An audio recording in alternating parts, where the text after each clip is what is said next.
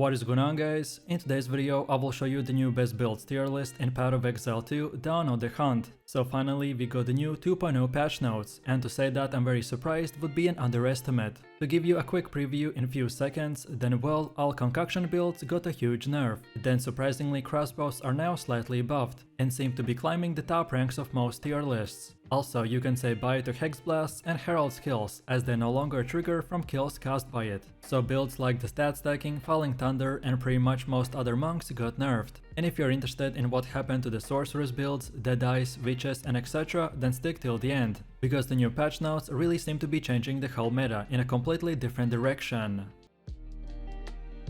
So let's start off with the D tier, and our first contender is the Hammer of the Gods Chronomancer. Simply put, this build completely and utterly got destroyed and nerfed. This was not the most popular build in the previous meta, but I did see few people making it work quite well. But now it seems completely nerfed to the lowest ground possible. So if you were thinking about the Hammer of the Gods, then rethink your decision. This Chrono build usually was focused on powerful melee attacks with Divine themed hammer, dealing very high AoV damage. It typically scales with fire damage, physical conversion and crits, which previously made it very strong for clearing and bossing. Next in the D tier we have most if not all grenade builds. For them nothing much changed. They still, like per the old tier list, have been pretty much untouched and don't keep seeing any upgrades or even downgrades if possible. Like you've seen from my previous videos, grenades just take way too much time to activate. And to make them work, devs really need to shorten the time it takes to detonate them, or make new passives or gems that would either way speed up, make the blast radius somehow concentrate on a single target, or pretty much anything else but what they have done right now.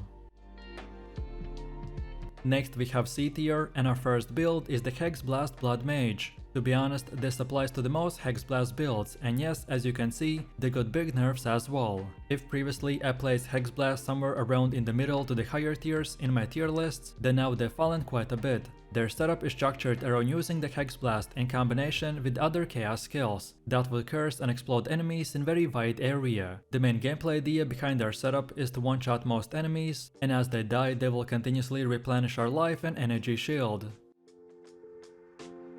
Next up we have Poisonous Concoction build, and like I explained in my intro, all concoction builds got a huge nerf. If previously they were fighting for A and S tier, then now they've fallen to the C or potentially B tier, but we'll have to wait and see. In short, the new patch increased their build up to 200% instead of the previous 100%, so they pretty much nerfed concoction by 100%, plus they changed flask timing as well. Your main gameplay loop revolves around just running around in a map, and using nothing more than just the poisonous concoction. Monsters will die very fast because of the poison that gets spread to them from the contagious concoction ascendancy passive.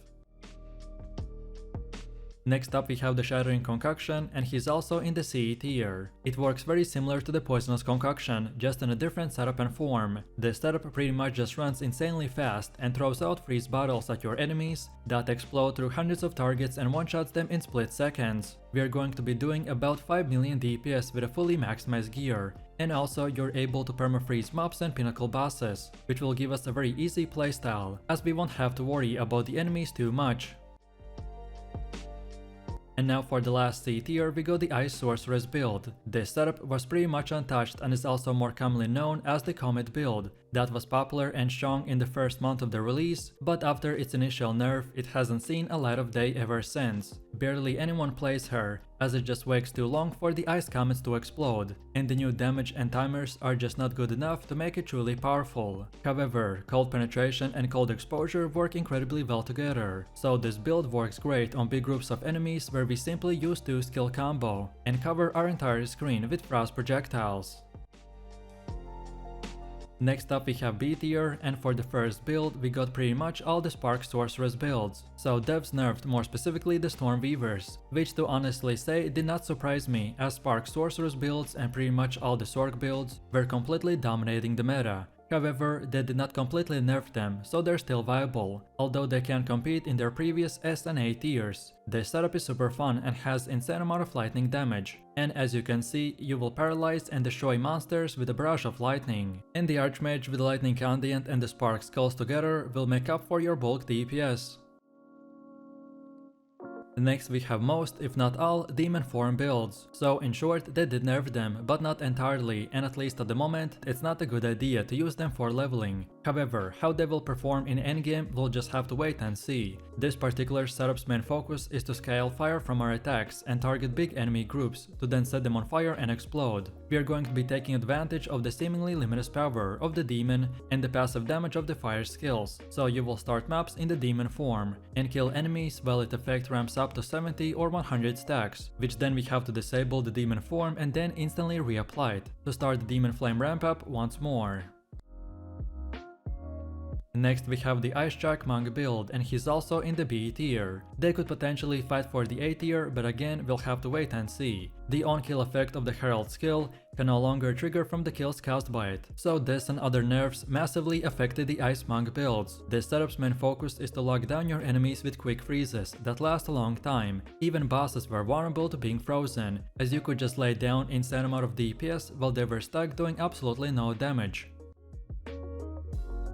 Next we have Permafrost Witchhunter, and as crossbows got buffed, so he moved up a tier. This setup is very unique because we are going to be freezing enemies with the Permafrost bolts, which will give us frost fires, so then we will be able to drop explosive grenades and then detonate them with explosive shot, which will do massive amounts of damage. This build is great against bosses and other large enemy groups, as we can CC the enemy while our fuse is going on, and then we can detonate our AoE skills, which will see a huge explosion.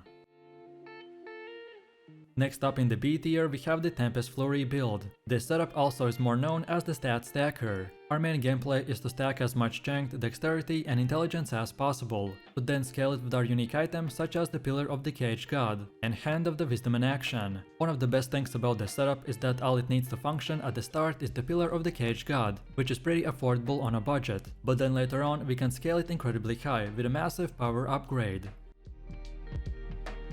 Next up we have the Flicker Strike Monk build, who's also in the B tier. This build focuses on the Flicker Strike, which generates massive amounts of frenzy charges from the combat frenzy, which we then can even further convert the power of the charges with our resonance keystone. Every time we have the power charges, we can spend them on the Flicker Strike, to basically fly through multiple screens of enemies like you can see from the gameplay.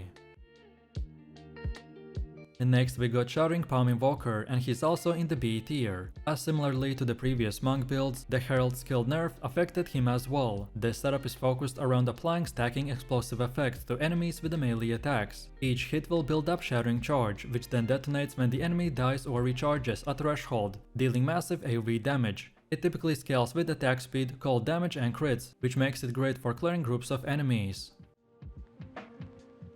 And now for the last B tier we got the Poison Gemling Legionnaire build. But to be honest, we could also place here the Decomposed Pathfinder. So this setup focuses on summoning Legionnaires that rapidly attack and apply poison stacks to the enemies. It scales with attack speed, poison duration and chaos damage, which makes it very strong for sustained damage over time. The build typically uses an aura support, minion damage scaling and wither stacks to boost the poison effects to a massive amount. Next we have A tier, and for the first one we got the Corrupting Cry Warbringer. Every patch seems to buff warriors slightly, and this time it happened again, because of the Thunder Armor and physical damage / armor breaker buffs. This build is pretty much a big AoE warrior that focuses on armor breaking offensively, and then the block defensively. Our main playstyle will revolve around using the Stampede skill, which will charge our character forwards and create patches of the jagged ground, which then are exploded when the final slam portion of our ability is executed. Next in the A tier we got the Fireball Sorceress build. This build's main idea is built around putting up a frost wall and then blasting enemies with the infinite amount of fireballs. Cold exposure in the combination with the fire skills is very OP, and this build will work better as the Ice Sorceress, because for one we are not using slow comet skills, but also because the fire effect and range for this setup is much more spammier, thus we can scale our DPS quite high with the right build. Next in the A tier we have the Frost Mage Witch build. This setup utilizes Skeletal Frost Mages by buffing them insanely high, so then we can do a huge amount of damage in return. They also will freeze enemies and bosses, so most horde content will be like a walk in the park. This build's greatest strength is its primary defense, so we will have a massive amount of energy shield, and by using the Grim Feast we will double it, so in the endgame we will be able to reach up to 30,000 energy shields. Next in the A tier we got the Fire Warrior build. This setup focuses on melee attacks infused with the fire damage, which deals burning and explosive AoV attacks. It scales with attack speed, fire penetration and ignite damage, which makes it very strong for both single target and AoV damage. This build often utilizes war cries, fire themed buffs and elemental resistances. Next in the A tier we got the Minion Spirit Witch build. This setup summons raging spirits by casting the Flame Wall for offense, and then also for defense we got the Command the Minion Army. So unlike most other setups, we are not only commanding or casting spells, but in this one we get to do both, and does increase our DPS even higher. By using specific gear and building our skill tree around nodes like the Power of the Dead, Fear the Dead, Silent Guard and many more, it will enable us to upgrade our minions and projectile area and damage.